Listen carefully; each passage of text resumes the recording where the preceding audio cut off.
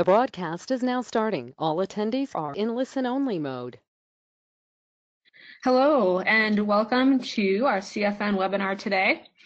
Today we've got Kelly Stajdahar and Rick Sawatsky coming in to talk to us about the care support needs assessment intervention, supporting family caregivers of palliative patients at home. So today's webinar, I will be the host. I'm Amanda Lorbergs. And after the webinar, we will go through as many questions as time permits. So using the question box, type in your questions as you think of them. You don't need to wait till the end, but we will only take the questions at the very end of the webinar. As a reminder, there will be a survey that pops up on your screen after the webinar has finished. Please let us know how we did, what you liked, and how we can improve. And as always, our webinar slides and video will be available within a day or two on the CFN website. We do have a couple more webinars scheduled coming up. So for the next few Wednesdays, November the 13th, we have Jennifer Baumbusch coming in to talk to us about support, education, networking, and sustained engagement. And then we have on the November 27th, Paul Stoley coming in to talk to us about developing patient-provider partnerships across the system. So keep those in your calendar, and you can register online also on the CFN website. As a reminder, the 2020 CFN training programs are live, and so the applications, or I should say the intent to apply stage is open right now and is open until noon on Monday, November the 4th. So that's this coming up Monday. Quick reminder that the intent to apply is required to submit a full application, so get those intents in if you intend to submit a full application. More information can be found on our website. And that's all we have for announcements. We'll get straight into the introductions of our presenters today. So the CSNAT intervention team is led by Dr. Stajdahar. She's a professor in the School of Nursing and Institute on Aging and Lifelong Health at the University of Victoria. She's also a research scientist with Fraser Health. We also have Dr. Rick Sawatsky here, who is a faculty member at Trinity Western University and currently teaches courses on knowledge synthesis and quantitative research methods. He's also the lead on patient-reported outcomes at the Center for Health Evaluation and Outcomes Sciences at Providence Healthcare in BC. So at this point, I will hand it over to our speakers with their presentation. Great, thanks so much, and welcome everyone. So Rick and I are here today to share with you some findings from a study that has been funded by the Canadian Frailty Network and the Canadian Cancer Society, focused on support for family caregivers of palliative patients at home. And I'll just be asking Rick to forward the slides because he's got control of our slide deck. So Rick, maybe you can do that. And I just want to acknowledge that that we have a number of people who have been involved in our research team locally, but also nationally and internationally. And you can see the names on the slides there, but I just want to give a particular shout out to Goon Grande and Gail Ewing in the United Kingdom, who I'll be coming back to in a couple of minutes. But Gail and Goon really are the international leaders on development of support interventions and the development of the caregiver support needs assessment approach. So I just wanted to, and I believe at least one of them is on the webinar line with us today. So next slide, Rick. So those of you who work in the context of home and community care would not be surprised to know that that really in the context of providing care for people at home, the large majority of care is provided by family members. Within the Canadian context, some research suggests that up to 85 to 90% of all care is provided by family members, and so in the context of palliative care, people's ability to be cared for and die at home really is heavily dependent on family caregivers to provide that care. And while caregiving provides many meaningful and satisfying experiences for family members, the research suggests that caregiving also carries some pretty considerable burdens, including physical, psychosocial, and financial burdens. I've worked in palliative care for about 30 years, and in palliative care, one of the key driving principles within our field is the idea that the client and the family are the unit of care. But our research actually suggests that care at home tends to focus much more on the client, and so that even though we like to hold to the principle of the client and family and as the unit of care within palliative care, really care tends to focus on the client, and because of that, sometimes the assessment of family caregivers' needs tends to be informal, not consistently documented, and therefore less visible. Family caregivers also tend to be very reluctant to express their own needs or don't feel that their needs are as legitimate because they're very concerned about the person that they're caring for. In the context of palliative care, it's very difficult for family members often to say, you know, I've got needs of my own when it is in the context of caring for somebody who is dying. There are a lack of suitable tools to effectively assess family caregivers' needs for support in palliative care, home care practice. We do have assessment tools for family caregiver support, but a lot of those tools are developed in the context of research projects. They tend to be really long. And because of that, they are unlikely to be routinely incorporated into home care practice. So just the next slide, Rick. So, as I mentioned before, we work very closely with colleagues in the United Kingdom who have developed what is called the Caregiver Support Needs Assessment Tool. This is a short tool and intervention to help family identify family caregivers' needs for support in palliative home care.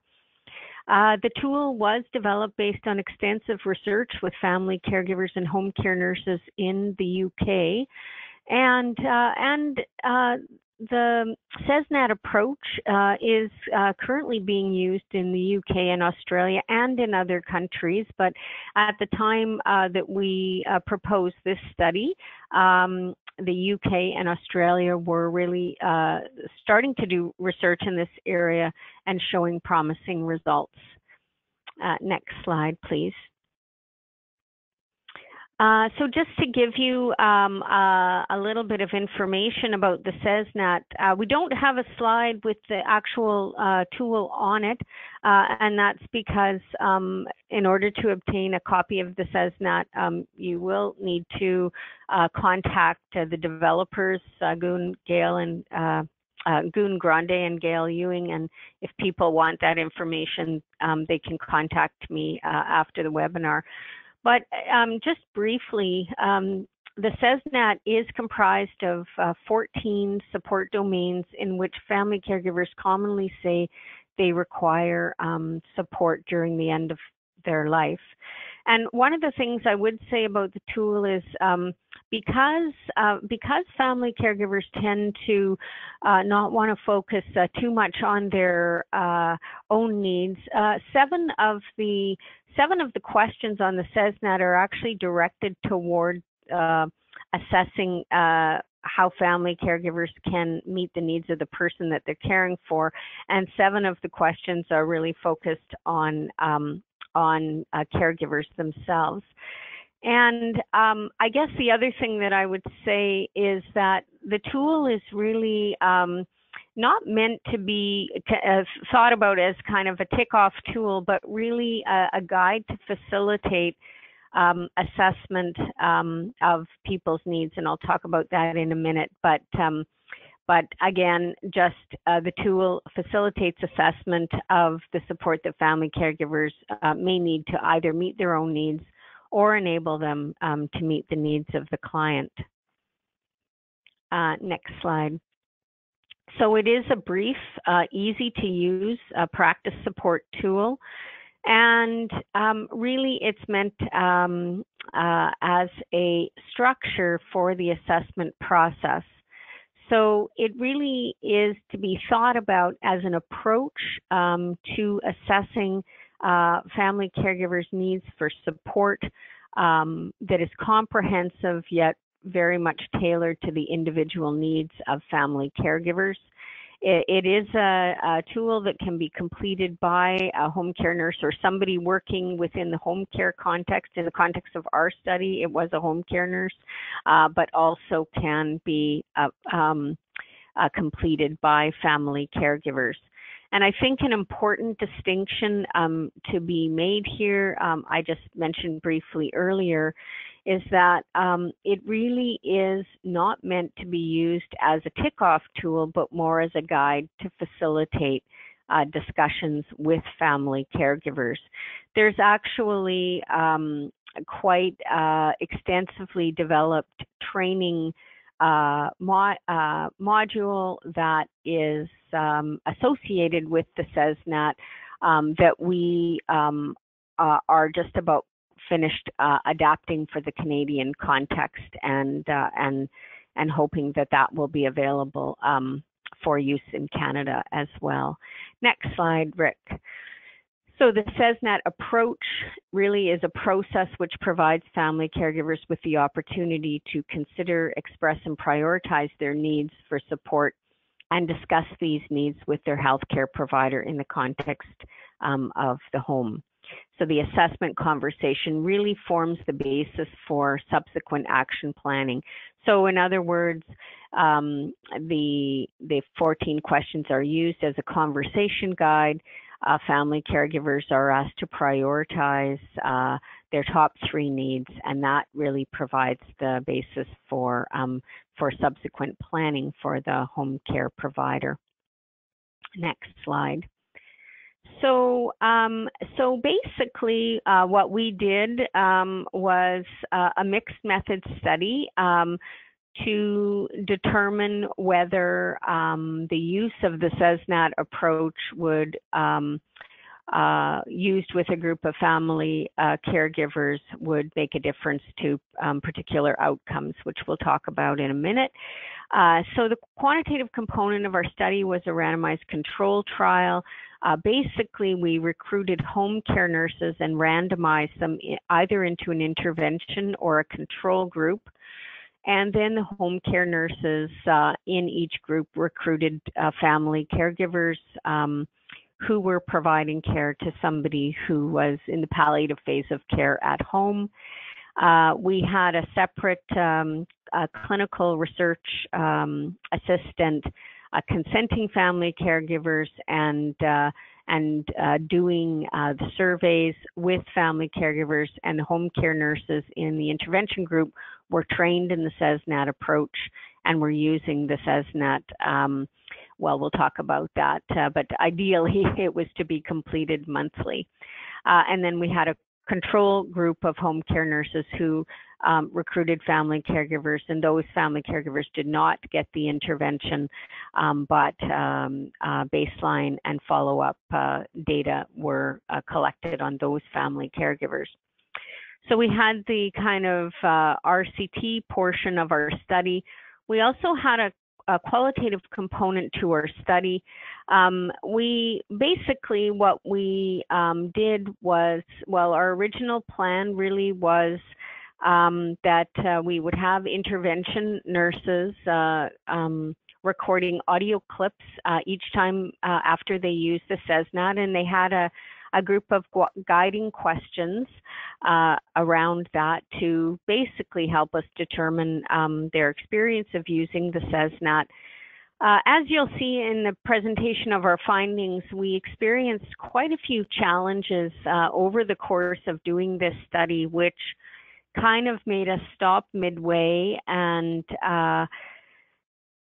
do kind of I would say a kind of secondary qualitative study, trying to figure out why the implementation of this study was as challenging as it was, and we're going to report on those findings. So kind of midway through the study, we held some focus groups, both with intervention home care nurses and control home care nurses, to try to understand better the challenges that we were facing, and also what we were continually hearing in our interactions with home care nurses about health systems concerns in the context of the delivery of home care in Canada, or at least in the study sites that we were in. Next slide, please. So our quantitative component, basically our first objective was to examine the effectiveness of the CSNAT intervention in palliative home care. We were interested in knowing if the CSNAT as a practice support tool used by home care nurses led to improved family caregiver quality of life, which was our primary outcome, and improved preparedness, social support, reduced burden, and increased satisfaction with healthcare while the patient was alive. And we were interested in better understanding if the CSNAT improved family caregiver global quality of life and reduced grief symptoms in the bereavement phase. The next slide, the hypothesis was, of course, that the use of the CSNAT would lead to improve family caregiver quality of life prior to the patient's death and in bereavement. And secondarily, the use of the CSNAT would contribute to those secondary outcomes that I have already mentioned. The objectives of the qualitative component of our mixed methods study, firstly, to understand the process related to implementing the CSNAT intervention in palliative home care, and to help explain the treatment results. So how our CSNAT support needs being documented and met by home care nurses. How do home care nurses experience the use of the CSNAT in their daily practice? And how comfortable, from the perspective of home care nurses, are family caregivers in speaking about their own needs. And then the third objective, added midway through our study, was really to understand the current context of home care nursing practice and how this influences the care of patients and in need of palliative care and their family caregivers. Next slide. So our primary sample were family caregivers of palliative home care clients. We recruited family caregivers through 9 participating home care offices on Vancouver Island. And we recruited family caregivers who were caring for a client who had been deemed palliative and who had approximately, they were expected to live for a minimum of 3 months. Our home care nurses that we recruited had to have been employed for more than 6 months as a home care nurse and could be an RN or LPN. And we also did some key informant interviews with home care managers and decision makers. Next slide.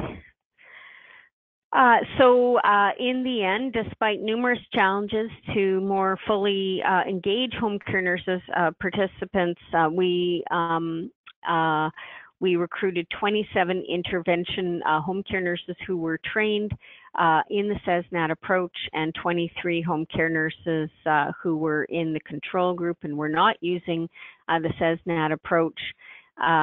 Those intervention nurses provided us with 113 names of family caregivers And what I would say is that of those 27, about 16% or 16 of them did the majority of recruitment for our study. And you can see what happened with a similar kind of situation with the control nurses. I would say, just before I pass things over to Rick, that we did multiple things to engage home care nurses in this study. We held monthly dinner meetings. We had clinical research assistants who were home care nurses themselves, but who had been trained in the study in the study sites. We did multiple kinds of things, but still it was really, really challenging to fully engage all of the home care nurses in this study, and we've got some explanations for that in a bit. So I'm just going to pass things over to Rick for the next bunch of slides.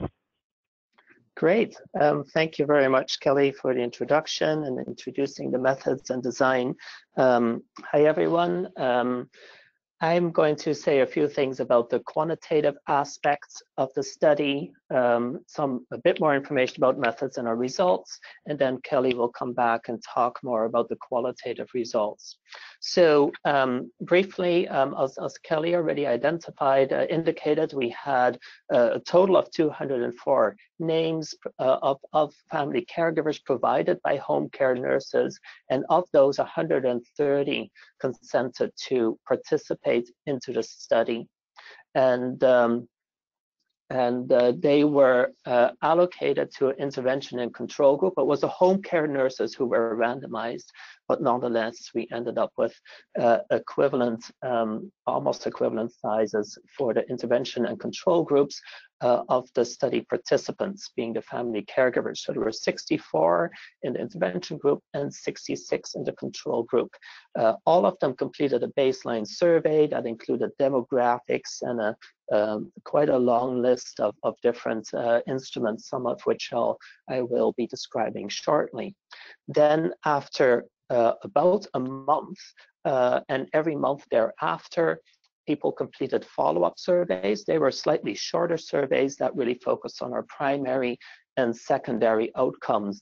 There was variability in exactly when the follow-up occurred. The average was 28 days, but some took more time to get a follow-up response. So there was some variability in that. And the follow-ups continued until the end of the study, or until the person passed away. And as you can see, we lost quite a few people due to deaths quite early on already in the study, which is part of the challenges we faced. People were much more acutely ill, in much more of an acute end-of-life stage than was originally anticipated, and so their enrollment ended up being quite short. So as a result, we lost 19 people due to death or withdrawal, and one due to withdrawal after in the intervention group after baseline, and 25 due to death, and 8 due to loss of follow-up or withdrawal after baseline in the control group. And then in the next follow-up period, we lost a few more people, and in the next follow-up period, we lost a few more people. As you can see, there were actually very few people who actually withdrew. By far, the majority of loss to follow-up was due to death. This slide also on the left-hand side gives you a sense of how often the CSNAT was used by the home care nurses in the intervention group. So of the 64 patients, 52 had at least one more use of the CSNAT, but there were family caregivers, I should say, but there were actually 12 family caregivers with whom the CSNAT was never used. And there were a variety of reasons for that, partly because of being so close to death, and Kelly will elaborate on that in the qualitative results.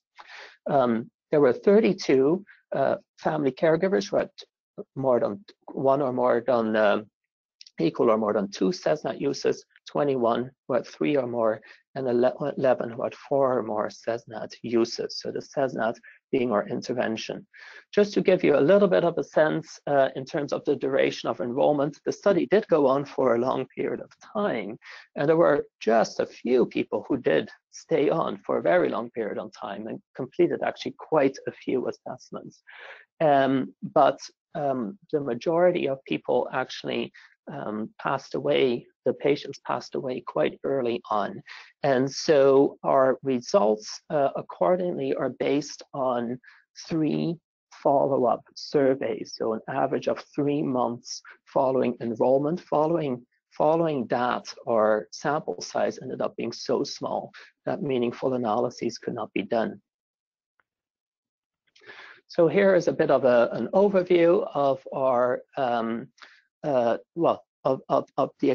the types of needs that people were identified using the CSNAT. I should say here that the CSNAT is not meant as an evaluation tool. It's meant as a practice support tool. So even these numbers are not presented for evaluation purposes. They're just presented to give you a little bit of a sense of what are the types of needs that people tend to identify. And we see time for yourself in the day as being the most predominant, most frequently occurring need, identified at baseline by 44 of the 52 family caregivers. The next column is the potential, the percentage out of the total number of identified needs as baseline. And the third column is a percentage out of the total of identified support needs throughout the study. So the second one is knowing what to expect in the future while caring for your friend. The third one is dealing with your feelings and worries. And the fourth is practical help at home. So it gives you a little bit of a sense of the types of needs that were being identified as being most important. Now, the survey questionnaires included a variety of outcome evaluation tools. Our primary outcome was quality of life, and it was measured by the quality of life, quality and life-threatening illness questionnaire for family caregivers. And we used the total score of that questionnaire. For the sake of time, I'm not going to give you much information about each of the tools, but happy to provide more. If you're interested in any of these tools, happy to send you further information and publications as well. We also measured outcomes during the bereavement phase, so after death, and there we use the Texas Revised Grief Inventory, and it measures past disruption due to loss at time of death and present emotional grief. And so it's a series of questions that can be used to obtain these types of summary measures.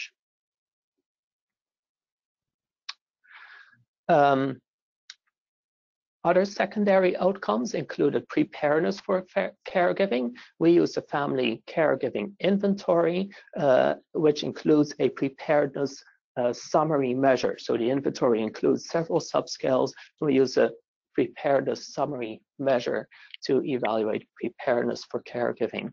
We also measured social support, which is from the Medical Outcome Studies Social Support Scale survey. We used a short form, which consists of 4 questions that can be used to get a summary measure of social support. We also measured family caregiver burden, and we used a family appraisal of caregiving questionnaire, the palliative care subscales for that. It includes 3 subscales, measuring caregiver strain, positive caregiver appraisal, and caregiver stress. So again, this instrument consists of a series of questions that produces these 3, can be used to obtain these 3 summary measures. And finally, we use the CAN Health, the Canadian Healthcare Evaluation Project's questionnaire to measure satisfaction with healthcare version. We use the light version, which is a short form of the more expansive version, and for our secondary outcome, we relied on the total score. The questionnaire includes a series of subscale scores evaluating affecting aspects of communication, being treated with respect, involvement in decision making, and so on. Again, happy to provide further information about that if you're interested. And there's also a bereavement version that was used during the bereavement version phase. I should say that all these questionnaires are well-established questionnaires. They are published questionnaires with psychometric validity studies, and so they're supported by psychometric and validity evidence regarding their use for these types of purposes in this population. Our methods of analysis, I won't go into too much detail here, but briefly, we use a longitudinal structural equation modeling approach. We have baseline and 3 follow-up periods. So it's a longitudinal model with a 1 degree of freedom on the trajectory. And our intervention effect was evaluated by comparing the slopes of the trajectories over that period between the intervention and control groups. We evaluated whether the model was best estimated using linear or nonlinear trajectories, and that varied by outcome that was measured, and we compared the results between the two and chose the most defensible results based on each outcome. We also accommodated loss to follow-up and missing data, predominantly through multiple imputation initially, and then compare the results using a full information maximum likelihood approach. We also conducted a series of post-hoc analyses.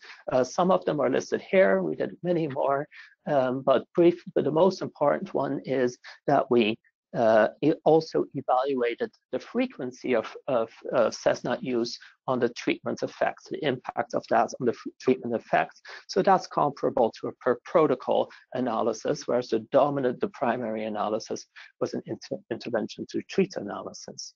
And also we did a latent class analysis to examine heterogeneity in the trajectories and find out whether there's other explanations for the trajectories being so heterogeneous, as you'll see shortly. There was an intervention and control group. This slide gives you a little bit of information as to who was in the intervention and control group. They were, the intervention and control groups were basically similar on all variables. There were no statistically significant differences except for the relationship to the patient. As you can see here in the intervention group, there were relatively fewer parents than in the control group.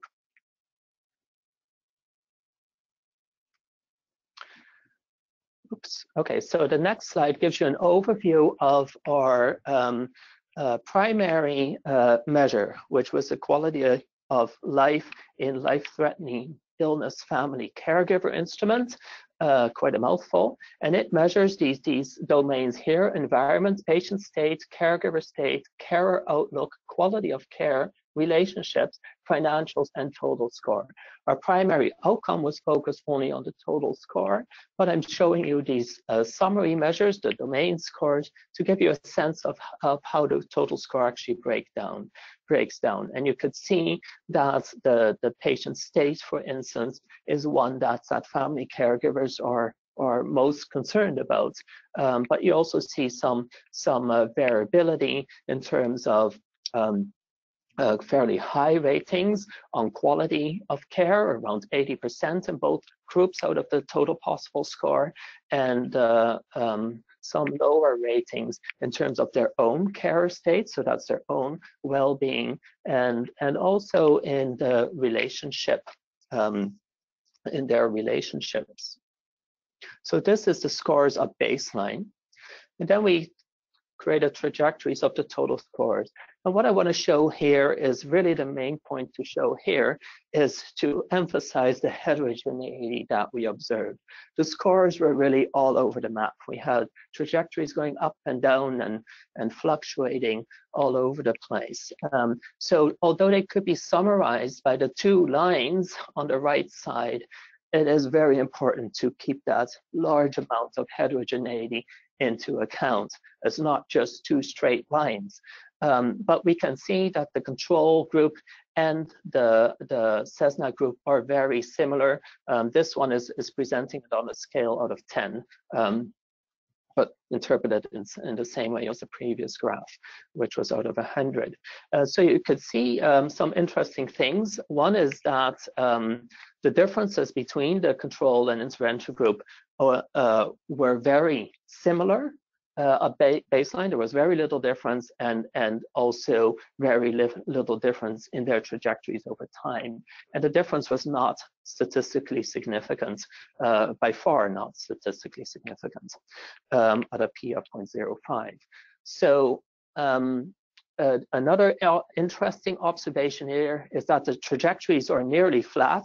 You see a slight increase in both groups over time, which is interesting. So as people get closer to death, their ratings actually slightly increased, although I should say that the slope here in both groups was not statistically significant. So we don't know if that's random sampling due to sampling error, sampling variation, or if that could be replicated in another study.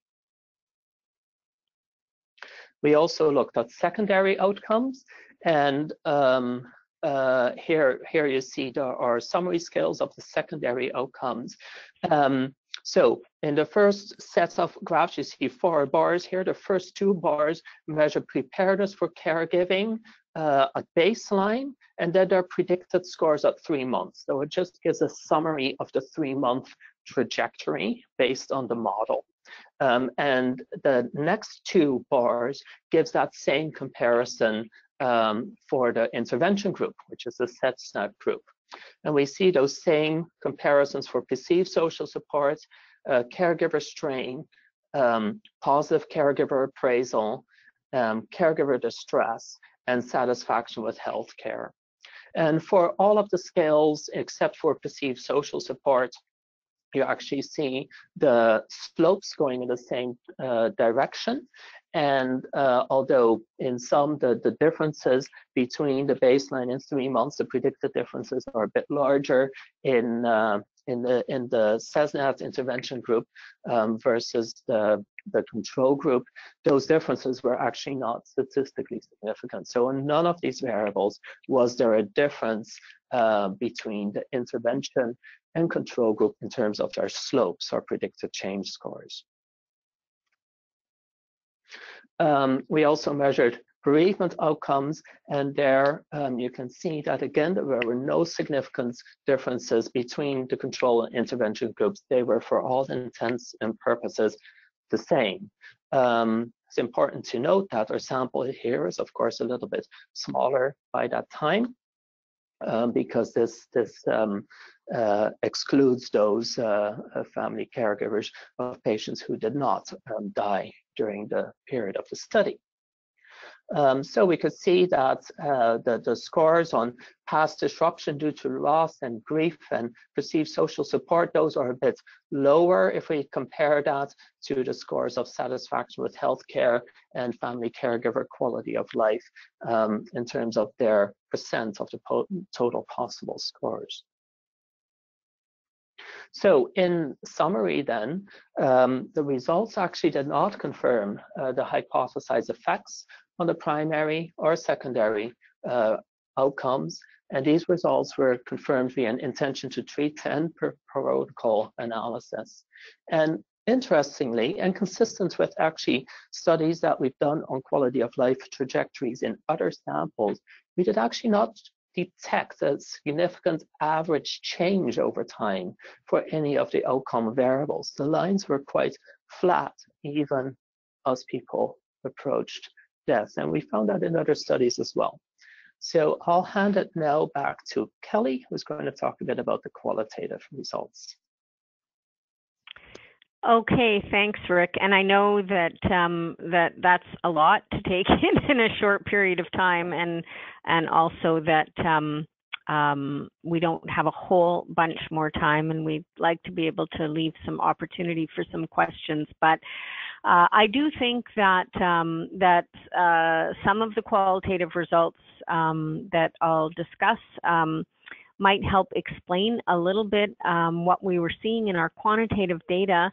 And I'm first going to just talk about the CSNAT use in particular, and then I'm going to move on to this results of this kind of secondary study that we did on health system issues that I think might be influencing a little bit of how it is that things unfolded in the study. So we were really interested in understanding, as a part of any time that you are trying to implement practice intervention, you do really want to understand a little bit about the process, and we were interested in understanding how home care nurses experience the use of the CSNAT in their daily practice. Basically, you know, nurses basically said to us that that the CSNAT approach they used in a very kind of flexible manner, and following up formally with caregivers in terms of repeated assessments, but also informally to ensure that family caregivers' needs were being met. Home care nurses in general, I would say, did not feel overburdened by using the CSNAT in their practice. What they probably felt more overburdened with are the study procedures.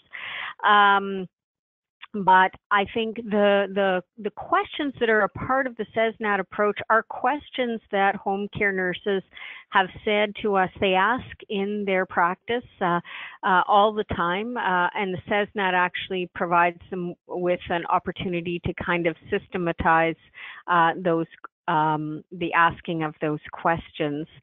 One of the things that came out very clearly is that the CSNAT really help nurses to enter into conversations that they might have not otherwise had with family caregivers, and those conversations often led to more informal referrals, and really identifying the things that were most important for family caregivers. So this nurse said, you know, I just encountered somebody the other week. What they really needed was some housekeeping, but as a home care nurse, that's not something that we do. But I said, you know, we've got some here's some resources here, and here's some numbers to call. And it really took doing the CSNAT to give me that opportunity to talk about things. So this idea that the CSNAT is helping to identify needs for support that we might not always identify in our everyday practice. The next slide, please. So we asked home care nurses how they experience the use of the CSNAT in their everyday practice. There was a lot of variation in how and when the tool was introduced and assessments were conducted. And I think in the context of providing palliative care at home, the home care nurses really needed to take it upon themselves to determine when that assessment conversation was appropriate and not. And as Rick mentioned, and I'll talk about in a couple minutes, a lot of the patients that were referred to palliative care home were referred quite late in the illness trajectory, not referred to the study, but actually referred to home care. So home care nurses were dealing with situations that were very acute and emergent often, and so they didn't always feel that it was appropriate to introduce the CSNAT, which might be contrary to what we might hope for in terms of ensuring that caregivers are getting good support in these acute and emerging situations. But the home care nurses said that the CSNAT provided an opportunity when they had time for preventative education and planning around future family caregiver expectations. It really provided family caregivers with an affirmation that their needs were important. So even the act of asking family members what their needs for support were in the context of their caregiving affirmed family caregiver needs. And again, using the CSNAT approach help to uncover sometimes unknown or unanticipated family caregiver needs. Some home care nurses said to us that at some points the use of the CSNAT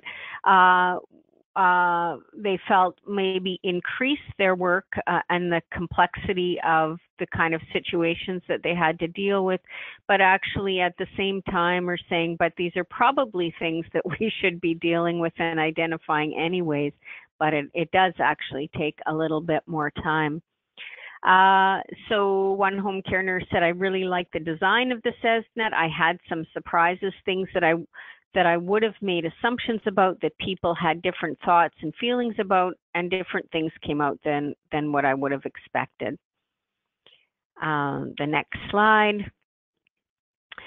So how comfortable from the perspective of home care nurses or family caregivers in speaking about their personal needs? Home care nurses said to us that the routine use of the CSNAT sometimes helped to build trust and openness with family caregivers. It allowed family caregivers to feel more comfortable with expressing their own needs, particularly for those home care nurses who used the CSNAT quite often. And so that what would happen is family caregivers became comfortable with the CSNAT intervention early on, and every time that a follow-up conversation would happen, it would flow easily. And but still, I would say in the context of palliative care, family caregivers tended to prioritize the care of their loved ones before engaging nurses one-on-one with their own well-being. So just a couple of quotes from that. The home care nurse said the family caregiver just assumed, oh, here she comes again, and we're going to be talking about all that same stuff. The feedback from family caregivers was that they love doing the CSNAT. Then the home care nurse said, you know, today the family caregiver didn't say anything. Tomorrow they said a little bit, and then the last day they said a whole bunch, right? So the more they get familiar with the questions, then they actually, they've thought about it for a bit, and now they're asking to do that assessment with them. And then just a third comment, everybody that I saw didn't want to answer these questions in front of the person that they were taking care of. So this is to say, and it has to do with the approach when we're doing family caregiver assessment in the context of palliative care, family caregivers oftentimes have a very hard time talking about their own needs in front of the person that they're caring for who's dying. Okay, I think this is actually, this is the same slide. So I think we're going to go on to the next slide. Just a repeat, sorry about that. Okay, then we asked this question, how is the current context of home care nursing practice influencing the palliative care of patients and their family caregivers? Because we were encountering, as I said earlier, a lot of challenges in the study, and also just a lot of conversation with the nurses who were participating in the study, hearing a lot of things that were helping us to better understand why it is that some of our study to implement was challenging and why we might be having the findings that we have. So just to kind of reflect on three things that the nurses said. They said other things, but one is about the reduction of relationship-focused care in home care, a kind of increasingly later downstream referral of clients in need of palliative care, and system pressures that resulted in nurses perceiving negative impacts to clients and families. So I'm going to just talk a little bit about each of those briefly. Next slide, please. So basically, what home care nurses talked with us about is, I think because there is increasing pressure within the healthcare system to get people out of acute care, the clients that are being seen in home care these days are much more acute than they ever have been. And this is reflected in many home care nurses talking about how home care nursing is not what it used to be. And in fact, we are finishing up a paper on these data to really say that in some instances, in fact, what we saw were situations in which care at home began to look a little bit similar to kind of the fast-paced care that we might experience in a hospital system. So home care nurses really felt very pressed for time. They felt very pressured to get in and see people and get out and do home visits and not do as many, or do phone visits and not do as many home care visits. And so a real sense of not being able to spend as much time with patients and families as they would like to. And they really talked a lot about the challenges of continuity of care, which continuity is kind of the principle we hold up in healthcare, and particularly in home and community care, as being able to make the biggest difference for patients. That is not only informational continuity, but provider continuity. And key informants, our home care managers and decision makers, are telling us that they would like continuity to be the priority, but actually it becomes very tricky to actually help that happen in the real world.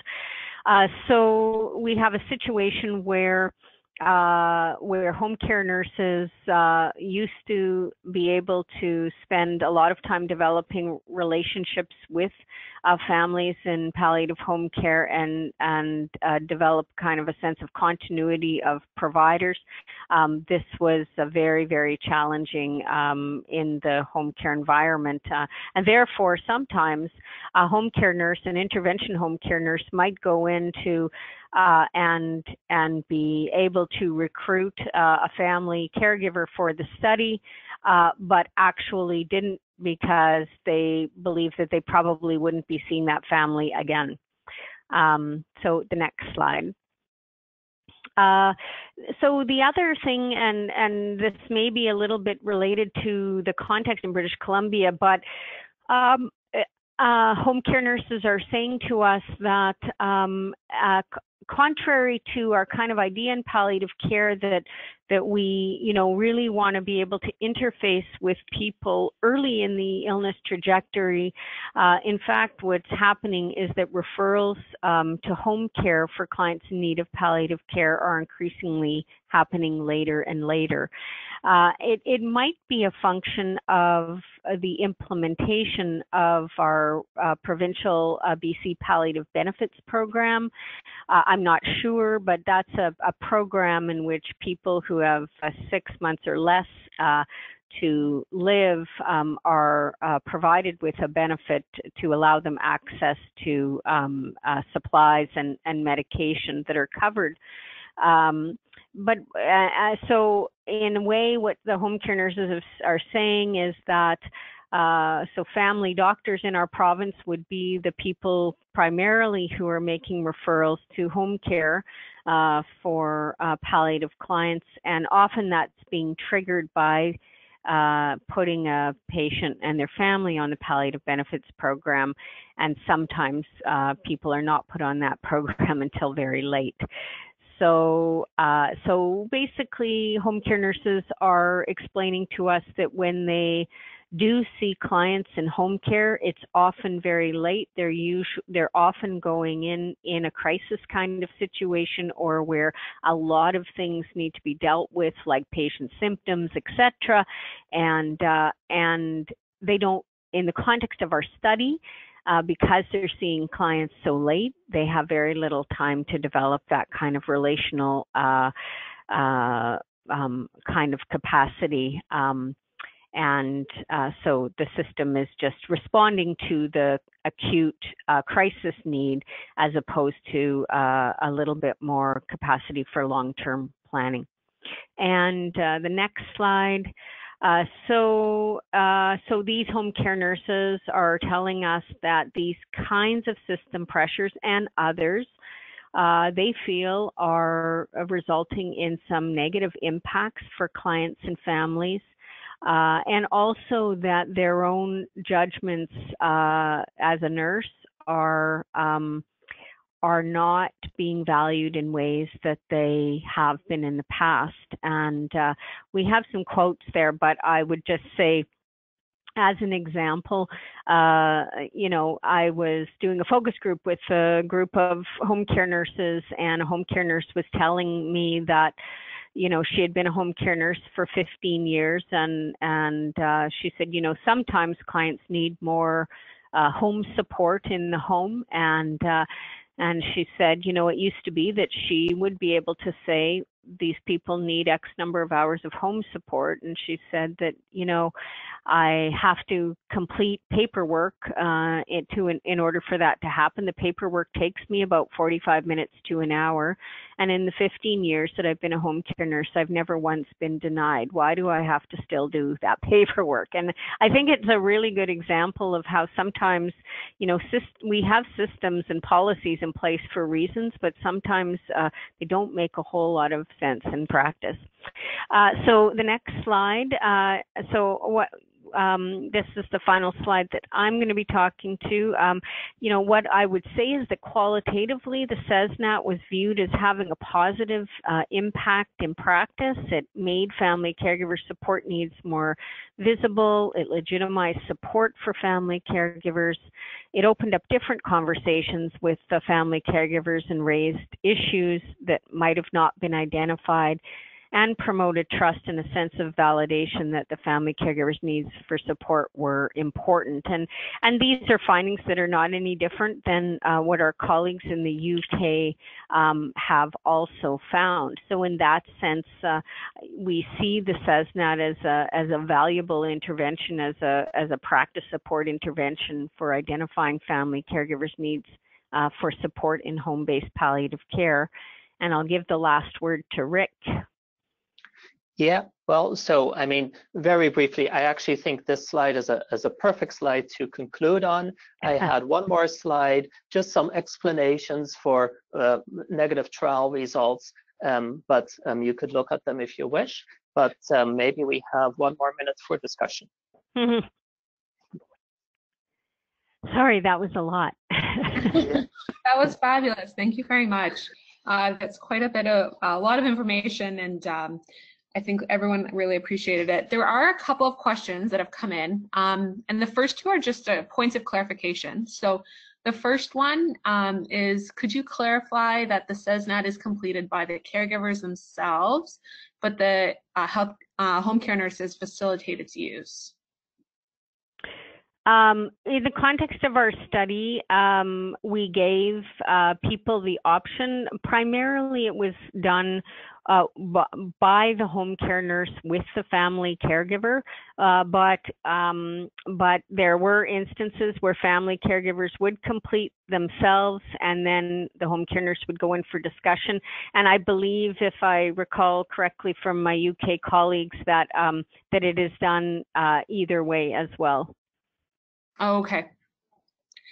And another point of clarification, when you receive the names of the family caregivers from the home care nurses, did the home care nurses consent the family caregivers first, or I guess, when did the consenting happen of the family caregivers? Do you want to take that one, Rick, or I can? Go ahead, I think. Yeah, no, the home care nurses didn't consent the family caregivers. So we had clinical research assistants who were not known to the home care nurses, and they did the consenting and the collection of baseline and follow-ups for the outcome measures. Okay. And they were also blinded to allocation. Right. Okay. And so on that topic, did the nurses in the control group use any assessment tool? And if yes, can you share what that was, or was there no tool at all? They did not. They didn't use an assessment tool at all. They just went they just used their usual practice. Okay. And another question here, did the CSNAT help to mobilize increased home support given families identify time for themselves or practical help at the home? Well, no, I would say no. I mean, I guess, I guess yes and no. I mean, I wouldn't say that our study resulted in that, but I would say that there were nurses in the intervention group who really took up the CSNAT in some real ways. In fact, they were really our main recruiters. And so individually in their home care offices, when they were identifying increased needs for support and needs for home support, those individual home care nurses, would be using that information to advocate with their managers for increased home support hours. But overall, in general, no, the study, we don't have data that really would allow us to do hard advocacy around that. Right. Okay, and I know we're over time here, so just a closing thought here. We have, someone saying that somewhat unexpectedly, what you found is really that the home care, there's a crisis in Canada, and so unfortunately, the family caregivers are of it. So sort of an unexpected finding there. A lot of positive feedback. If we didn't get to your question, we did have a few come in. Then feel free. I would just make a comment to that crisis in home care. So just so that people know that it did get me so mad that we did actually write another grant and got funded by CHR. Basically, and I think my original title of the grant, I changed it, of course, was, what the hell is happening in home care in Canada? So we are now doing a study, a realist review, and then three-city institutional ethnography in Canada right now around home care. Because I do think that there's such a great emphasis to shift care into the home. But and we've known this for years, there's not been kind of a shift in the resources that we need to do that. But also, I think fundamentally there's issues happening in home care that are really, I think, making things so much harder for family caregivers right now. Harder than they already are. Absolutely. All right. Well, in the interest of time and let everyone get on with their day, I'm going to stop the questions there. And I encourage you, if you wanted to reach out to either Kelly or Rick, please reach out to them by email. As a reminder, there will be a post-webinar survey. Please fill that out. It's very helpful for us, and we hope to see you at the next webinar, which will be on Wednesday, November the 13th at noon. So we'll look forward to joining with you then. Thank you again. Thanks, everybody.